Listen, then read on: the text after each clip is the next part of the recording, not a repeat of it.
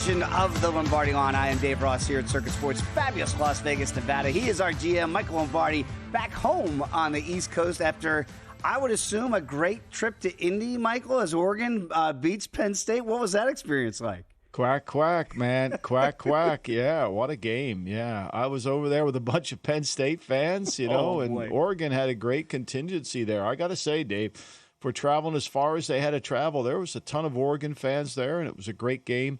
Dylan Gabriel played as good as any player I've seen in a big game. I don't say that as he's going to be the first pick overall in the draft, but he made some incredible plays at critical points in the game that were really outstanding. It was one of those games, it was the classic game of who's in the lead but who's not in control. And I thought Penn State's offense, and Drew Aller, that was the best I've seen him play all year. They opened it up, they threw the ball around a lot, and they gave Oregon everything they had. They just couldn't overcome the one turnover, and then obviously the turnover at the end of the game. But credit Oregon, credit Dan Lanning. I mean, go undefeated in this landscape. And then they get rewarded with they have to play the winner of Tennessee, Ohio State. Like, I mean, this is everything this committee does is usually wrong. I mean, the seeding is ridiculous. How do you have the number one seed overall? And, oh, by the way, you're going to have to go to the Rose Bowl to play Ohio State, and then you may have to go to the Cotton Bowl to play Texas. I mean, seriously. I just don't get it, Michael. Again, we're going to talk a lot about this, too, with Carl Johnson later on this hour, too, with the college football playoff being set. It does – look, again, we're going to love it. We're going to watch them. We're going to bet them. It's going to be fun, all those things. I don't think they got this even close to remotely right, but this is where we are right now. As you mentioned, Oregon there is going to get the bye, and then they'll get the winner of Tennessee, Ohio State. Good luck. I mean, this is where we are. Again, Boise State's the 3 seed, Georgia's the 2, Arizona State's the 4 seed as they get first-round buys. So very interesting scenario there for the first time ever. You know what I thought was interesting, Dave? Yeah. You know what I thought was interesting is Ward Manuel, they were actually evaluating the game in there. You know, he said the reason we put SMU in is because they made that second-half comeback. I mean, there's nobody in that building that's doing the committee that knows anything about football. I mean, they just know the score, right? They just know the score. They don't know anything about football, right? And so they're in there, and they're all talking like they know football, which is half the problem. We got too many people that talk like they know something, and they have no clue, right? And he's talking, well, we gave SMU. Look, here's the reality. I love SMU. It's a great story. But the ACC having 2 teams in when the league is as bad as it is has no business being in there. You could say Alabama doesn't belong all you want. But the terrain of the Southeast Conference is a lot more challenging than the terrain of the ACC, no doubt, or frankly any other, or the Big 12. So I just found it really humorous that they actually were talking about critiquing the game. That's exactly it. You see Clemson's the only team with 3 losses in, but they get in because they are the ACC champions. Maybe that's some sort of edict that they didn't discuss with Alabama having 3 losses, but everybody else with 2 losses, SMU getting in that last spot, so 2 ACC teams do get in. Very controversial. We will see how it plays out here in the college football playoff. We saw it played out last night, Sunday Night Football. Chiefs do it again, Michael. They win the AFC West title again, 9 straight seasons. I don't remember Ferris being sick 9 times. 19-17 over the Chargers in this one. The unders cash here. If you took the Chargers and the points, you win the game. But, boy, you doink it in for all things for the Chiefs to win at the gun here and win it by 2. What'd you make of that? It was a very, I guess, Chiefsian way to win. This is the way they do it. All these one-score games, Michael, but they just figure out a way to win the damn game. Well, they make the plays on third down. I mean, that's their whole team, right? I mean, that's their whole year. What were they yesterday? They're 53% on third down in the game. Wow. You know, and they benched DJ Humphries at the end of the game. Maybe he got tired. They had to move him out of there, the left tackle. That wasn't any better than it was with Moses or with the rookie from BYU. So they struggle. They can't pass protect. But on third down, the classic play was the 3rd and 10, where Mahomes throws the ball like a jump pass down the middle of the field. That's who the Chiefs are right there. You don't keep them in the pocket. You let him get out of there. You let him make a mistake. And, I think to me that's the biggest issue is that, look, they found a way to win. And the Chargers, they overthrow Palmer for an easy touchdown in the first half. You can't have long foul balls when you play them. I mean, it's going to come down to it. I thought Jim didn't manage the clock at the end of the game. When he called timeout on 2nd and 1, he basically ran out of timeouts. He should have let them get the first down and then call the timeouts.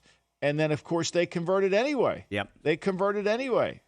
So it didn't really matter. I mean, it really didn't matter. But I thought the strategy on 2nd and 1 to call a timeout was the wrong one with like 2:40 to go, or it was in the 3-minute area. He called that one. I think if he had it back again, he wouldn't have done that. Yeah, we saw clock management issues with the Bills in that wild one in SoFi against the Rams late. We also saw some NFL history there. Josh Allen, the first player, Michael, in NFL history with 3 passing touchdowns and 3 rushing touchdowns in a single game. And the Bills are the first team to have 6 touchdowns and no turnovers and lose 44-42. Michael, what'd you make of this one? And again, McDermott, they do the tush push. It doesn't work. He's got to burn a timeout. They needed that timeout. Yeah, that's the killer. Right? I thought Brady was all over that. Yeah. Brady was all over that. Brady had that one nailed. I thought the game went exactly kind of the way most of these games go when you play Buffalo, if you don't let Buffalo get ahead of you, right? Buffalo's defense is not a great defense. It's a complementary nickel defense.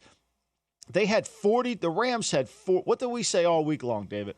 We said when you play Buffalo, you have to take the 5-yard gains. That's right. You're playing $5 blackjack. They had 42 rushes in the game for 137 yards. Their longest run was 12 yards, okay? But that's how you have to play them.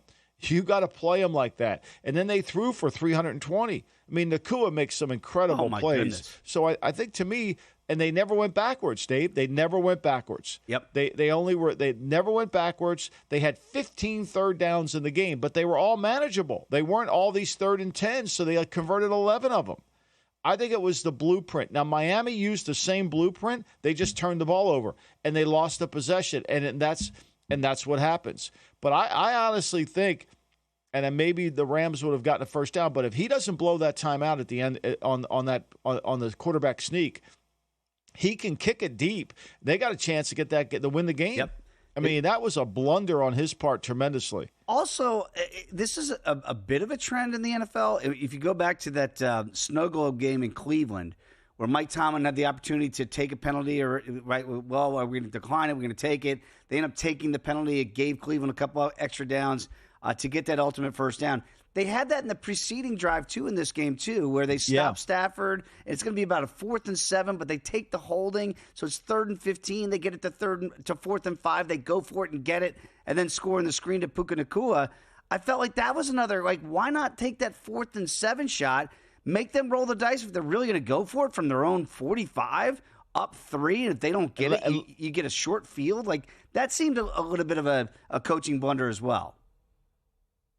I agree. When he did that, I thought, okay, he's really going to blitz him and try to get him out of field goal range here. And then he played soft zone behind it, and it gave him an easy throw and completion. To me, one of the things Buffalo tries to do is force a negative play, and then don't go conservative. Go up and really try to challenge him and get the ball out. And I agree with you. I would have not taken the penalty. I would have settled on 4th and 7 and figured out he may go for it, he may not. And see if he'll kick the field goal. I mean, it was a play he had. Look, the one thing this is why I think you have to watch the game before you get into analytics. Mm-hmm. Because in this game, Josh Allen was on fire. You couldn't stop Josh Allen. Nobody was good. You're not good enough to stop Josh Allen. So you had to win the game with your offense. And I think that's what the Rams did. They won the game with their offense, and this is a classic example of let's not get too excited about Buffalo. Yes, they have the best player, right? That was an MVP-like performance by him yesterday, right? He was tremendous. But even then, you give up 44 to a team that's 7-6. You're sitting there saying, what are we doing here, right? And that's the thing. He's gone up now to minus $4 in the MVP, despite the loss with that individual performance. It was fantastic. They do play Detroit next week. The third betting choice now is Jared Goff at 10-1. I don't know that Jared Goff can get back in there. Saquon, by the way, is plus 450 in that MVP conversation there. But it does feel like Josh Allen might have cemented that last night. Very quickly, Seattle gets a big win on the road against Arizona, 30-18. Pretty dominant fashion, actually, in this one. Really took over in the first half. Charbonnet had a great game replacing Kenneth Walker at running back. What do you make? Geno's playing really good football all of a sudden, and they've won 4 in a row, and they've got a 1-game lead over the Rams now. And not turning the ball over, right? Geno's protected the football. I think this team changed on the bye week where they got rid of Dotson, who was their leading tackler, the kid they signed from Buffalo at linebacker. They got rid of him. They reshored their offensive line. They've improved their linebacking core. They brought in Ernest Jones from the Tennessee Titans, and they really fixed their team. Give Mike McDonald a lot of credit for after this bye week. He's won 4 in a row. Before the bye, they lost 2 in a row, right? They struggled. They got blown out by Buffalo.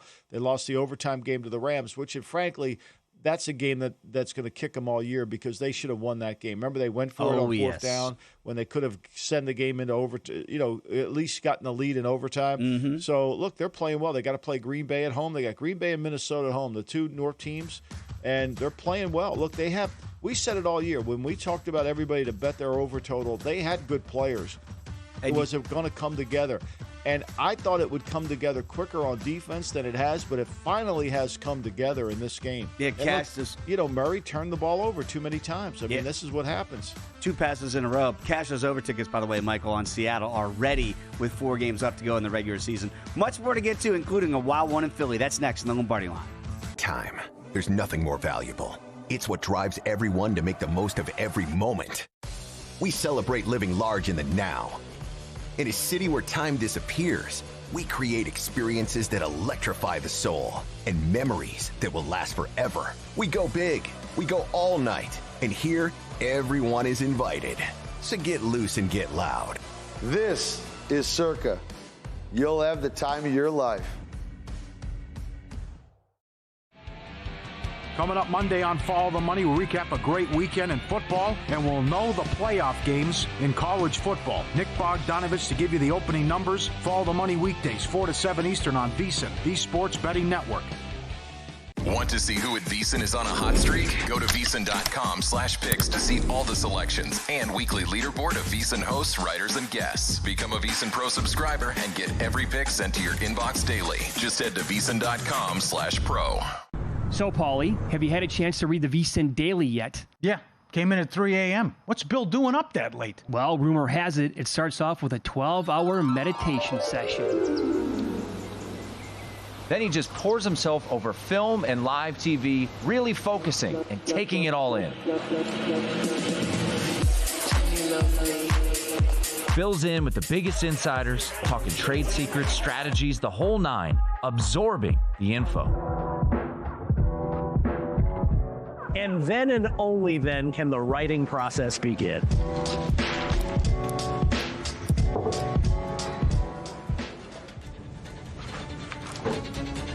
In Las Vegas, Bill's late night becomes your early morning. Wake up to the very latest betting insights in your inbox with the VSiN Daily. Sign up for free at vsin.com/newsletter.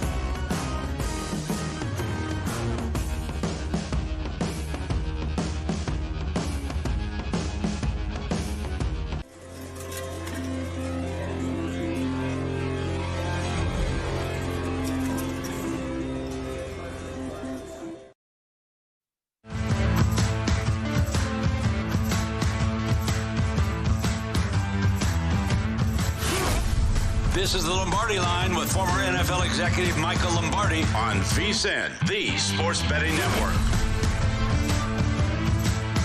We continue the Monday edition of the Lombardi Line. Dave Ross and Michael Lombardi here with you. Going to get to Carl Johnson in the next segment down at the Beau Rivage and figure out, well, I wonder what the tickets are looking like now that the college football playoff is set. See how Carl and company fared there, not just with the college football, but also the NFL. We mentioned Seattle getting that win. Now, Michael, you and I, about a month ago here, we looked at Seattle at that juncture and said, boy, it's 6-1. It felt like a good play. I did end up playing that 6-1 to win the division. Now, I didn't know it could go this well, but they've now swept Arizona 2 of the last 3 games. Arizona, for their part, they've lost 3 in a row here, Michael. So they go from odds on 3 weeks ago to win the division to 7-1. That's how quickly things turn in this division. And the Rams have crept back up. You could have had the Rams, too, at a nice price 3 weeks ago, about plus 550. They were the third betting choice behind Seattle at that juncture.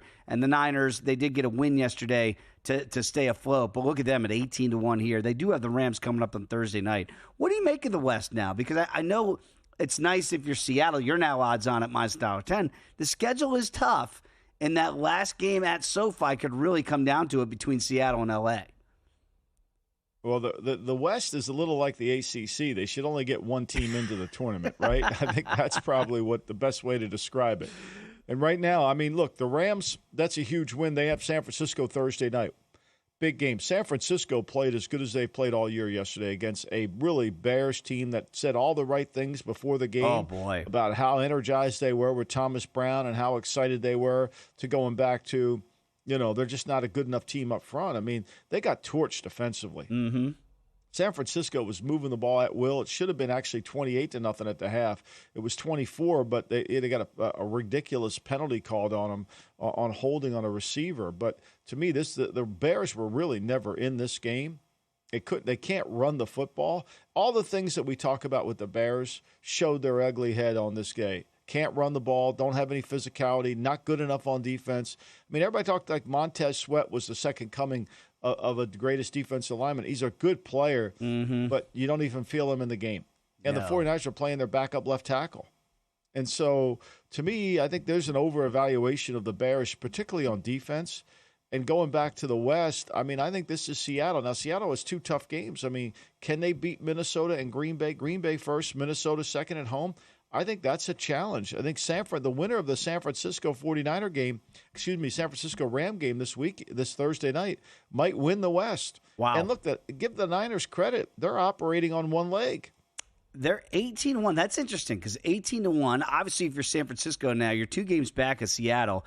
You did split with Seattle in the regular season. You'd have to obviously win 4 and then hope that Seattle goes at least 2-2. They could go 1-3, again, if things break the wrong way for Seattle down the stretch to make the Niners viable. By the way, Garendo did get banged up late in that win yesterday against the Bears. So on the short week on Thursday, they're going to be obviously without CMC, without Mason. They could be without Garendo, too. They're 2-point favorites. They open up as faves against the Rams Thursday night. But, Michael, that's a good point.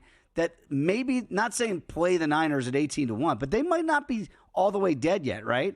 Because their defense did show like they were back yesterday. The problem is the reason that schedule looks that number is so high is because they have Detroit in week 16 or 17, whatever it is, week 17. So rolling the dice. That's why that number's high because they host Detroit at home, hard game at the end of the year. And so I think, to me, you count that as another. I mean, they can get to 9-8. Does 9-8? Does 9-8 win this? They have to go to Miami. Talk about now. Miami was fortunate yesterday. You and I were both on the Miami side, and we got one that. Let's never complain again because we got lucky on that one there. Unbelievable. Yeah, that was an unbelievable one. And so I think, to me, Miami is not a good team. I mean, look, everybody thinks Miami's a good team. They can't make. They couldn't stop the Jets yesterday. Did you watch the game? They couldn't stop them. Aaron Rodgers' first 300-yard game as a Jet. Hadn't had one since 2021. So think about that, 3 years ago. And somehow Miami gets that win. So, again, Michael, you alluded to it. If you had the Dolphins 5.5, I laid the 6, so I got a push. It was the happiest push I ever had, somehow getting that thing in overtime and getting the John O. Smith touchdown to win it for Miami. So they keep their fringe playoff hopes alive in the AFC East with that 32-26 win. So they are still alive here with the Charger loss. That was a help for Miami yesterday to try to stay in that race there. Also, very quickly, in the NFC South, we saw Tampa Bay it got a little bit pushy there with the Raiders, but they do get the win in the cover yesterday against Las Vegas. And Atlanta just absolutely self-destructs in that fourth quarter against Minnesota. And what was a tight game again, and then it wasn't tight at the end as they get blown out in the end result there, and they lose again. And now Tampa Bay has the lead, and they've gone to odds-on to win the South at minus 255. And the Saints get a win. Darren Rizzi, special teams coach, they block a field goal, ironically, to beat the Giants. So they're still 70-1. I know it seems like a long shot. They're only 2 games back with 4 to play in that division. And the Panthers somehow lose to the Eagles. We'll talk about that here in a second, too. What do you make of the South as a whole? Like, the Buccaneers, and I know we never want to give credit for whatever reason to Todd Bowles. He's got receivers that are in and out, and Godwin's gone for the year, and Evans is back. And he just figures out ways to hang around. I know it's not a great division, but Todd Bowles, Baker Mayfield, very resilient, and they showed it against you yesterday in that 28-13 win. They really did. And then, of course, the Raiders lose O'Connell to a knee injury. Right. You know, he got pushed from behind. I didn't even know it was that bad. I mean, you know, they started out, they get behind 14-0, and then, you know, they're trying to get themselves back in the game, but they couldn't quite do it. And O'Connell kind of reverted back to the O'Connell we saw from last year when he was playing. He was 11 for 19 for just 100 yards. So it was, you know, look, the Raiders just aren't good enough. And it's interesting, Dave. I think yesterday was pretty clear to me. All these coaching changes we saw last year, the Raiders hiring Antonio Pierce, Raheem Morris going into Atlanta, replacing Arthur Smith, to Brian Callahan replacing Mike Vrabel. You know, we didn't see Mayo replacing Belichick. Like, these teams didn't get better with the replacements. They got worse. They really haven't. I mean, Atlanta's in the same spot they were, probably worse. They have a quarterback. I thought Kirk Cousins looked old yesterday. He really did. And what happens is, and I think it was really well explained on the broadcast, once Cousins got hit early in that game, he folded. He wasn't the same player. They moved the ball in the opening drive like it was nothing. And so, you know, they're sitting there and they couldn't do anything. And then, of course, Mayfield, he was good for the first half. They got up 14-0. I thought they were going to blow him out. And then they kind of exchanged turnovers, went back and forth. The Raiders just aren't good enough. They were much better defensively than they were last year. Now we get 2 bad teams who didn't get better. We should call it the We Didn't Get Better Bowl out in Las Vegas this week when the Raiders host the Atlanta Falcons, because neither team got better with their coaching changes. The owner spent all this money to bring new coaches in and change everything, and at the end of the day, it was a failed experiment. Completely. And again, I look at it too, and I know Arthur Smith, maybe whatever people think about, look at the job he's doing with a quarterback now in Russell Wilson. He didn't have Kirk Cousins there in Atlanta. He didn't have Michael Penn. He had Desmond Ridder. I know, right? He had Ridder. He couldn't do it with Ridder. I mean, it was like unfair, you know, like now maybe that's who they decided and he was involved with. I'm not absolving him of that, but the guy was trying to win with Ridder and Taylor Heineke. You know, and the fact is they played better defensively last year under Arthur. They're horrible on defense. Did you see those plays? I mean, Sam Darnold's having record-setting days. Oh, he looked great.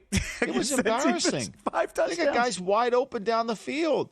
I mean, what was Darnold? He only had 6 incompletions in the game. He threw for 347 with 5 touchdowns. I mean, look at Addison and Jefferson. 8 for 133 and 3 touchdowns for Addison. 7 for 132 and touchdowns to JJ. These guys are wide open. The same numbers. And you go in the game and you say we got to at least take one of them out, right? Oh boy. And here's what I'd like to know. I'd like to talk to Super Bowl winning general manager Terry Fontenot, and I'd like to know who the 3 people that he had that were better than qualified for Belichick to be the head coach. Because obviously, how does he keep his job after this? How does Rich McKay keep their job? I mean, they're the ones that wanted to make sure that this didn't, you know, that Belichick didn't get in the building because they knew what they were doing. If I'm Arthur Blank and I'm 80-some years old and I'm at the end of my life and I listen to you two, I'm an idiot. I'm an idiot. And by the way, the Steelers are very happy that they fired Arthur Smith because what a job he's doing with that offense. We'll get to Pittsburgh a little bit later. He should be assistant coach of the year. Right. He's done a great great job. They got rid of this guy. They ran him out of town, and they had all the answers. McKay wanted to hire Raheem Morris, and now where are they? And here's the great thing. I mean, the best receiver on their team, look, I know Moody. Two guys they brought in. It isn't even all the high draft picks. Yeah. I mean, London's a good player, but he isn't elite. No. Has anybody seen Kyle Pitts? Is he on America's? I mean, he's in the witness protection program. Disappearing. By the way, very quickly, you got to play Pick Six and DraftKings, the official betting partner of the NBA. It's very simple to do. All you have to do is literally you're going to pick six on the Pick Six app. You're going to pick some players, select if they're going to have more or less of a stat like points, rebounds, three-pointers. Pick Six players play $5. You get 50 in Pick Six credits. So you download the DraftKings Pick Six app now. Use code VSiN, that's VSiN, for new customers. Play 5, get 50 in Pick Six credits only on DraftKings Pick 6. When we come back, going down to Beau Rivage, catch up with Carl Johnson. How did he make out of the books? What about this college football playoff? That's next here in the Lombardi Line. And they're off.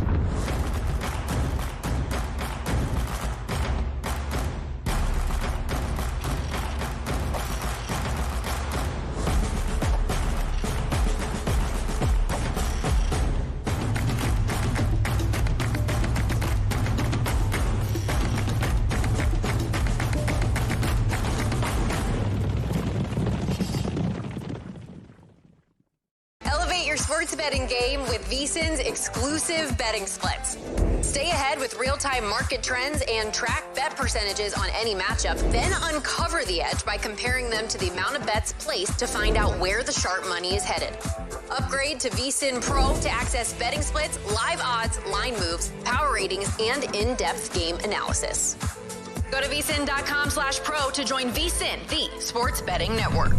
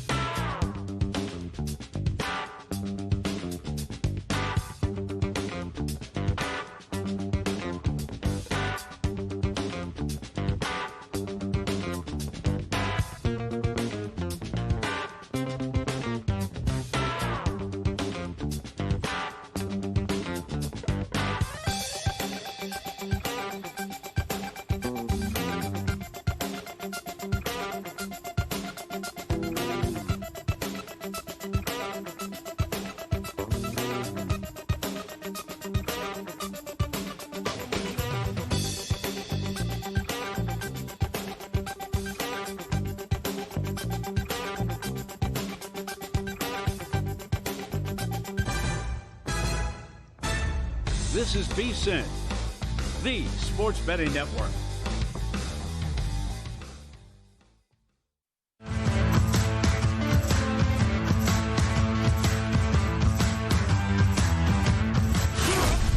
This is the Lombardi Line with former NFL executive Michael Lombardi on VSiN, the sports betting network. Oh, do we have a lot to get to here on the Monday edition of the Lombardi Line. Dave Ross, Michael Lombardi here with you. Going to go down to Beau Rivage with the sportsbook director now, our friend Carl Johnson. You can follow him on X as I do as Jick Jack Johnson. Joins us now on the Progressive Guest Line. Carl, we were joking, Michael and I. Michael's been saying it for a long time that, look, we understand this is a new thing that we have now with the college football playoff. But maybe, if you had some people in there that knew numbers, new lines, new kind of what we do in our industry, maybe a Carl Johnson on the college football playoff committee would be a welcome addition. Carl, would you accept that role if Michael pushed for you? Yeah, no, look, to be honest, there's a whole lot more better guys. Vinny, our guy, Vinny Magliulo. Yes, Vinny. He's a Hall of Famer. Look, he could, we was talking off air, a bookmaker could really help this process. No longer do we have to stay in the shadows. So look, to me, college football has to ask itself a couple of questions here. Do they want the 12 most deserving teams, or do they want the 12 best teams? Because I think you're looking at two totally separate scenarios here.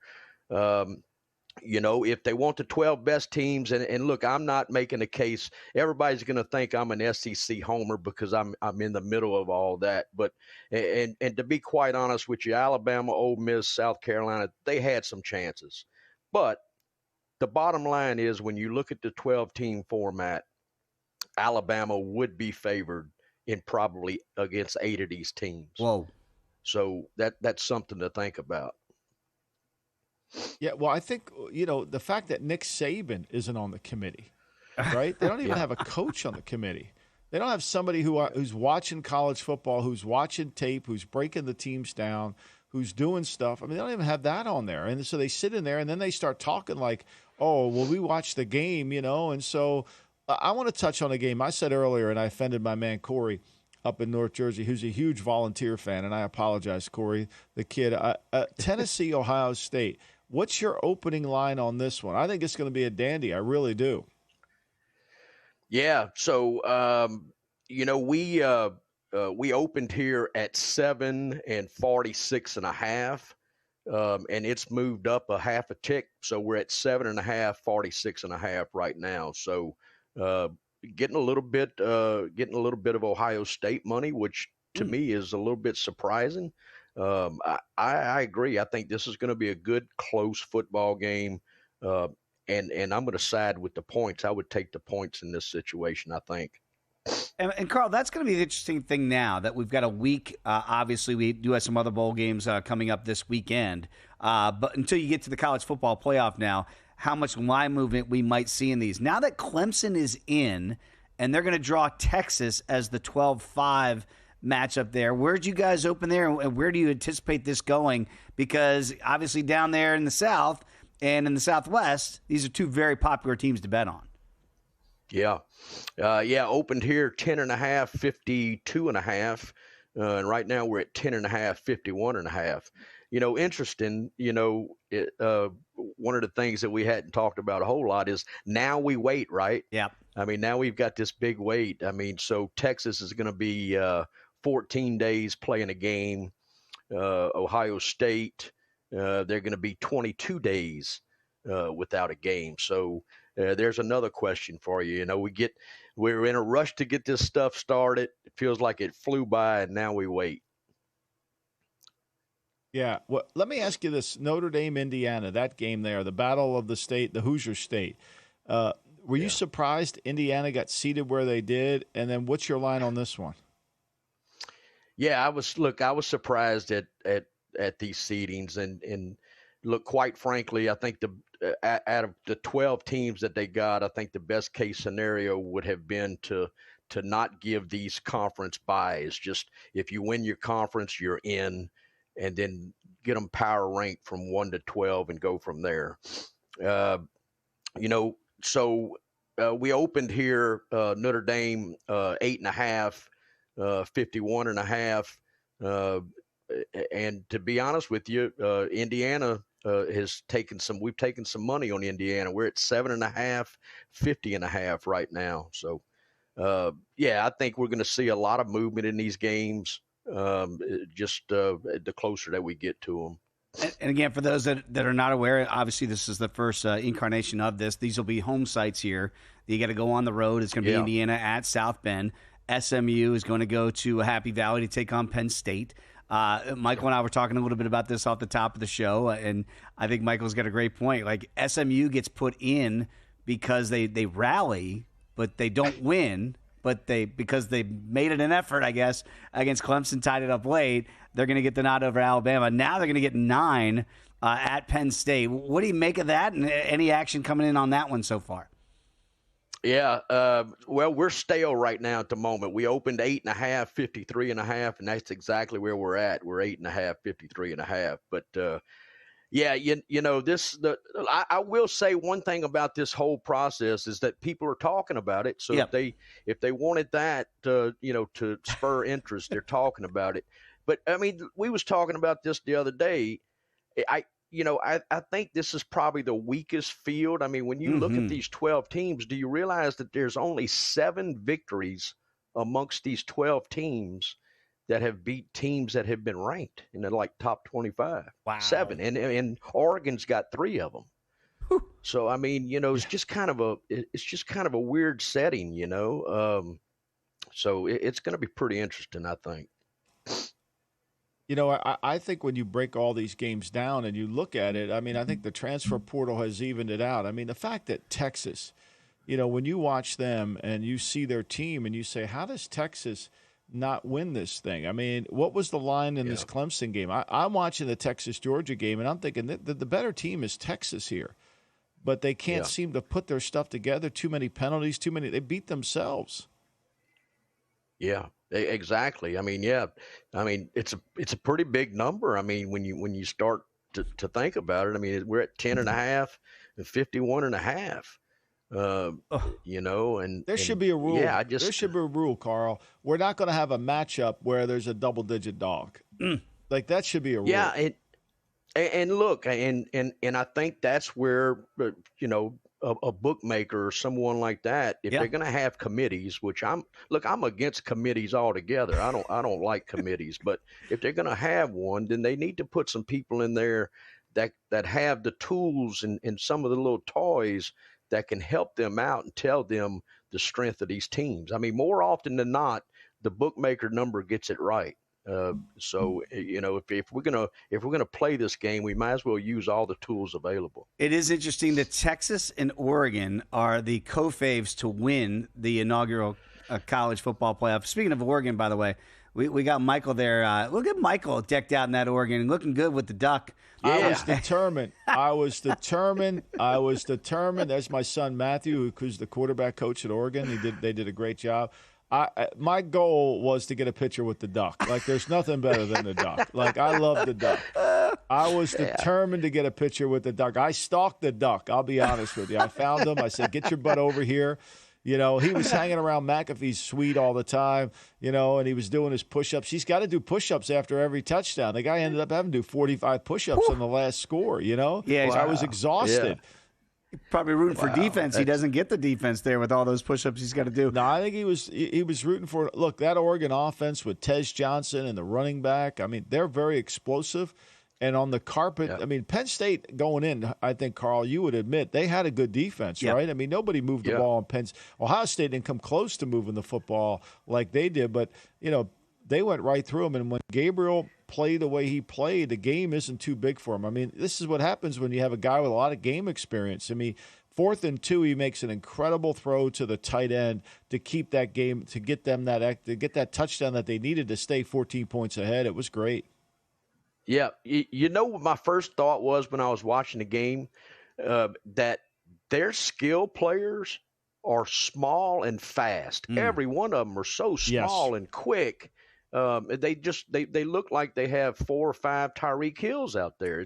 It's amazing. I think they're the best football team, and I think the cream will rise to the top. You see it there, guys. Again, well, they got a tough road ahead of them. I know that. Yep. I mean, obviously they got to play hopefully for Corey's sake, they're playing Tennessee. But look, here's one thing I will say. This it's interesting as we still go on with Bill Belichick interviewing him for the North Carolina job.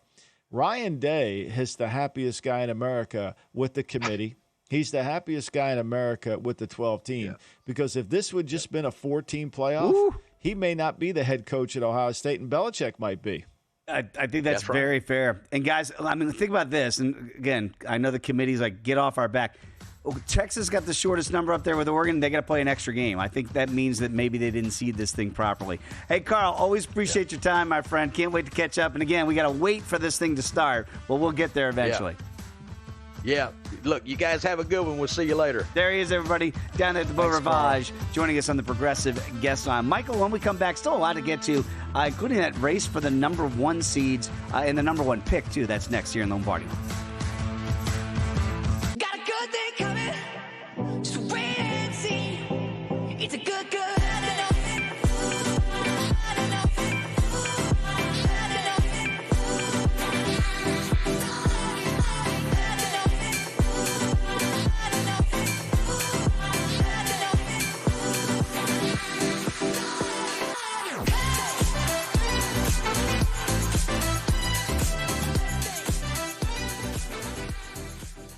You spoke, we listened. Introducing the all-new VSiN Watch app. Now, you can watch and listen to VSiN expert analysis live wherever you are. Missed a show? No problem. Catch replays of VSiN's full lineup at any time. View highlights sorted by sport. Or use the search feature to find specific teams and topics you're looking for. And the best part? It's free for a limited time. Download the VSiN Watch app today. Available now on the App Store and Google Play. And join us on the Sports Betting Network.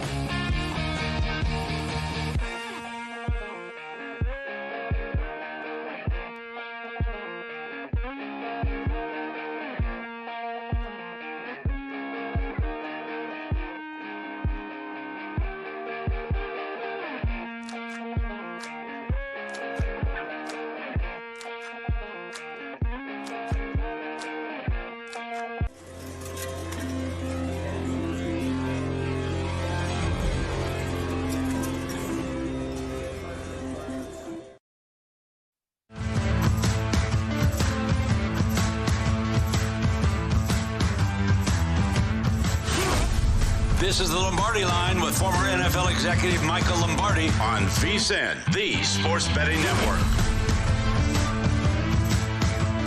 Back here on this edition of the Lombardi Line on a Monday. Dave Ross, Michael Lombardi here with you. Great conversation with Carl Johnson. Could have done 4 hours on the college football playoff, Michael. And by the way, shout out to JVT Adam Burke yesterday doing a live show on a Sunday with the college football anticipatory of what we're going to see and everything that was out. Great conversation those guys had yesterday trying to break down this top 12 now in college football. I think if you were a bettor yesterday, Circa Survivor, you did have a lot of sweats. I think only one contestant gets knocked out. So I think we're down to 51 now, Michael. That guy got knocked out, or a woman, by the Titans being eliminated from Circa Survivor contention by a comeback by the Jaguars on the road. The Jags knock you out, so you're down to 51. That implied value now of each ticket is almost $275,000 for those remaining 51. You had some real sweats with the Dolphins, down 8 in the fourth quarter. But, the Jets did what the Jets do, figure out ways to lose. The Dolphins win it in overtime in the very first drive. If you had the Eagles, oh, my goodness. That felt like an unnecessary sweat, Michael, that they win by 6, but Leggett for the Panthers looks like he's rolling in for the potential game-winning touchdown, or at least go-ahead touchdown in the final minute. Well, there was still too much time on the clock, though, on that play. But, I mean, it was there for the making, right? And it was, it was one of those where you just kind of had a feeling the Eagles weren't playing their A game. I mean, this is another week where we get the Eagles. They throw for they basically they do. They run for more yards than they pass. I mean, the Eagles are now a wishbone offense. I mean, let's be clear. I mean, this is 6 games in a row now that they've outgained. They only threw the ball for 83 yards yesterday. Wow, 83 yards. They ran for another 209. So this is like fascinating. I mean, the last 4 weeks they've thrown for 161, 206, 167, 112, and 83. And they're of course they're undefeated this whole time. I mean, the best passing day they've had was against the Browns since the bye week, where they threw for 256 yards. It's really it's amazing. And we're in an era where you got to throw the football to win. You got to throw the football to score points. And yet here are the Eagles, right? They played down to their level of comp, but they found a way to win. Why be critical of the Eagles when we watch the Chiefs do it damn near every week? There it is. The Chiefs, they clunk the bar and the ball goes in. I mean, how many times have they won games on the last play of the game? Forget about they've been one-score games. How about the last play of the game? It's 2 weeks and 3 weeks. The Broncos, the Chargers, the Raiders, the last play of the game, they win the game. Go back, 6-7 years, that game in Mexico City on a Monday night where the Chiefs and the Rams scored like 1,000 points. It's just a ridiculous game. And I remember being told on national TV that this is the old way of playing defense and running the football in the NFL are dead. And I remember thinking in that moment, no, because whatever is old, it becomes new again. And this is you're talking about it. The Chiefs are right now the number 1 seed in the AFC, and Detroit and Philly are battling. Detroit, they can run the ball just as effectively as they can throw it. Michael, that will never go out of style, right? Barkley, quiet, 20 carries, 124 yards. Yeah. Running the football, playing defense will never go out of style. It's a winning formula. No, not when you have an elite back, right? Not when you have somebody that can do it. I think you got to go back to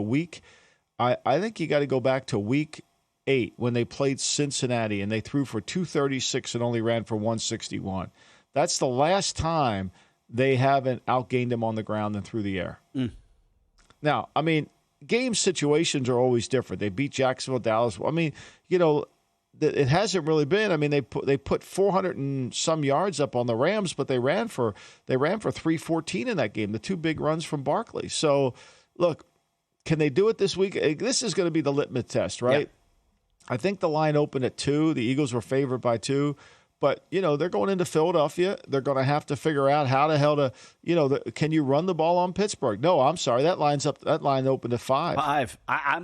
It feels a little heavy to me. 5 point. It opened at 5.5, and now it's down to 5. There's some 4.5. So it got bet right away. I don't know. See, I think the Monday market the Monday market is the most fascinating market of the week because the Monday market, no one from the public is betting on Monday. Right. It's strictly just sharp money moving numbers around. Totally. Right? It's strictly people that have, like I see on Bill Adie's newsletter, Steve Fetzik, who does a wonderful job on our network. He does a wonderful job picking games. I respect the hell out of his opinion. And every time Bill releases the picks, Fetzik is always a week ahead of everybody. Right. He's playing the next week games. And I'm like, okay, this guy gets it because he wants to get the best of the number. And that's it. Again, doesn't mean you're going to win the bet, but you're going to be ahead of that line move. That's exactly what we're trying to do there. Right. That number at 5 does feel heavy to me, as you mentioned, already down to 4.5 in some spots. My mother's watching the show, Mom and Dad, on Friday, and they were stunned when they heard that $3.1 million bet. And they were like, really? And I was like, yeah. Really. This really happens. That bet was on the Eagles' money line to win over $400K. Michael, like in the movie Top Gun, the encounter was a success, but I think we've shown this as an example of what not to do, right? I mean, what an unnecessary sweat if you're putting up 3.1 to try to win $400K, and the Eagles almost blew that thing late. Yeah, I mean, look, it makes no sense. You're risking far too much to win $400K, and I'm sure the $400K stings Mike Palm and Derek Stevens here at the Circa. I'm sure that doesn't make them happy. And I'm sure they're upset with Leggett. He's not going to get complimentary drinks at the bar the next time he comes. I can tell you that. Hey, dude, catch the ball, man. Just catch the ball. You know what I found fascinating when we talk about look-ahead lines on Monday? Yeah. How about the Panthers being a 1-point favorite over your Cowboys next week at home? I mean, they're playing better football.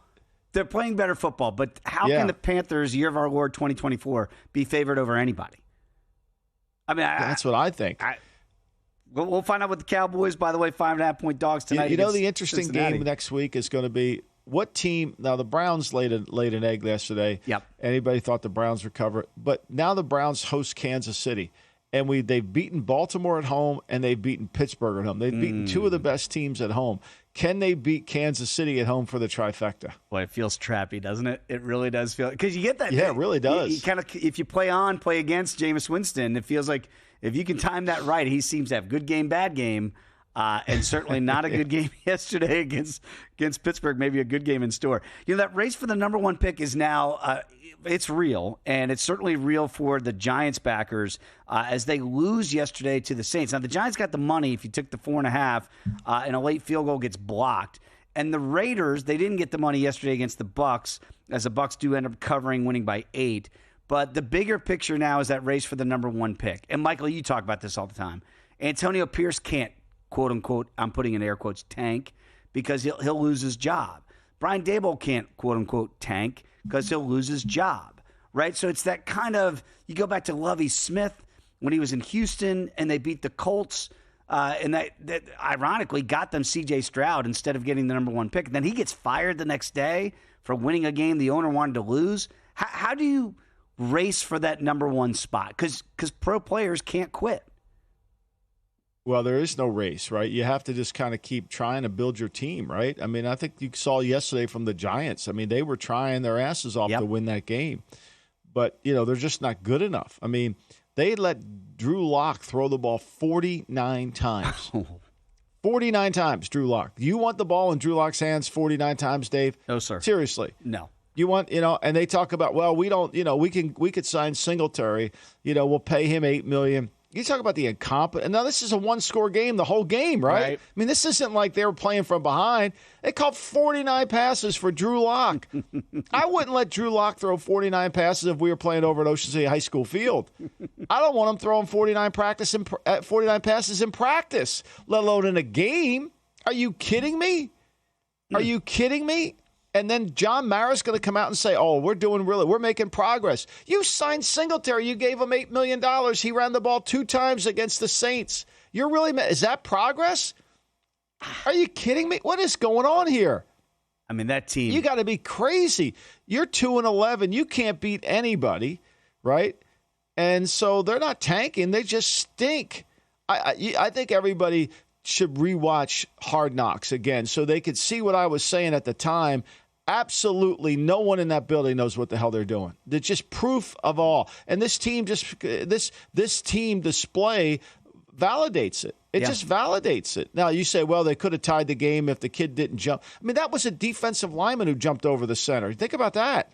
Darren Rizzi, former special teams coach, now the head coach, the interim, gets the special teams blocked to wrap that up. Derek Carr, by the way, did suffer a fracture in his non-throwing hand. So if the Saints have any visions of making this a race, they might have to do it without Derek Carr. Very quickly, sign up now for our holiday special. You're going to get VSiN Pro access to everything we do all the way through May 1st.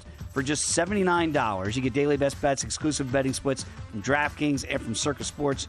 Trends and analysis, going to make you a better. 24/7 video access, again, all the way through the college football playoff, Super Bowl, March Madness. That's VSiN.com/subscribe. Hour number 2 straight ahead of the Lombardi Line. Mitch Moss and Paulie Howard share their knowledge of sports, gambling, and pop culture on Follow the Money at a new